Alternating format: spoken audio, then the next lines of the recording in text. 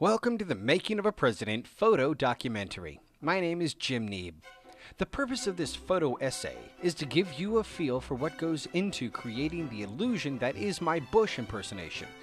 First things first, how does my makeup artist, that's him, get this face, that's me, to look like this face, that's also me?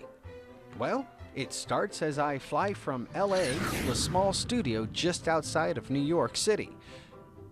The process begins by shaving my face, chest, and neck and putting on a plastic cover, which is then taped to me.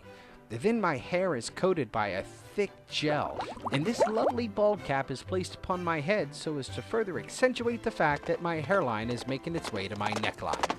But I digress. Mike, my makeup artist, and his assistant have already begun to mix the plastic chemicals together, which they then spread across my head. They start with my ears, inside and out. This is a very odd feeling, as I'm sure you can imagine, as it goes on. It's kind of warm and feels pretty nice as they apply it, actually. And it would be pretty neat if they stopped. But they don't. It just keeps on going until everything is covered, top to bottom, and around my shoulders. The only parts that are exposed are my nostrils. Now, one little slip up, and Jimbo suffocates, and they have to explain to the authorities exactly what happened. Good luck. Now, it's such a strange feeling to have this completely covering my head and face, as well as my ears. Very sensory deprivation-esque. I can't see, obviously, and can only hear muffled sounds. Plus, I have to hold completely, and I mean completely still for 30 minutes while that sits and hardens into the consistency of a thick rubber ball. I can't move my lips, flare my nostrils, twitch my eye, cheek, can't smile, frown, sneeze, yawn, etc., etc., etc. And I have to keep my head in the exact same position because even the smallest move would mean we have to do it all over again. Once it's hard, they need to make a plaster cast to have it sit in. I mean, that's the next step. It's the same casting that's done for a broken arm or leg, and it's very warm when it's applied. It's almost hot, and the smell is very distinct. This whole time I have to keep holding still. Now up to this point, it's already been about 30 minutes. It gets rather claustrophobic at this point, and I don't normally get claustrophobic. And the more he adds on, the heavier it gets, and still I sit.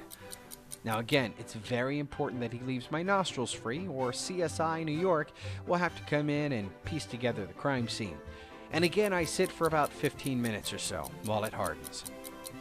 Then he begins the process of cutting the cast off. Now I don't know how much all this actually weighs, but after about 45 minutes it feels like 30 pounds.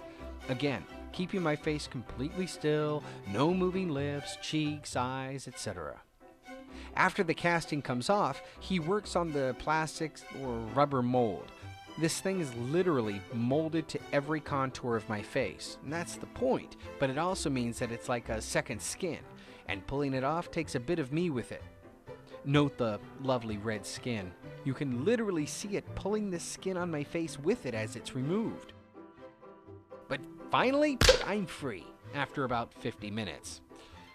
And here's the inside view of the mold. Now once that's done, Mike lets me clean up and sends me home to LA. The real work begins for him. He fills the blue mold with plaster and creates my own personal bust, a perfect reflection of my head. Well, not perfect, but close. And then he makes clay pieces for the prosthetics and then makes rubber pieces based on the clay, which he has to cut out like puzzle pieces. Meantime, back in LA at Rick Baker's makeup studio, the wig and eyebrows are being created, which takes about 2 weeks because they have to be hand woven hair by hair and colored just right. But the end result? Voila! After weeks and weeks of sculpting, revising, creating, and about 3.5 hours of applying to my face and head, we get this.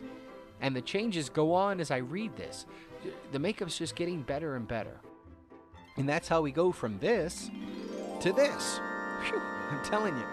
Add to that funny writing, actual quotes from Mr. Bush, and my ability to improvise with an audience, and you get a great show that can only be matched by an actual visit by the president himself, with not nearly as much security. That's it in a nutshell. How you make a president. I hope you enjoyed the tour, and Thanks for watching.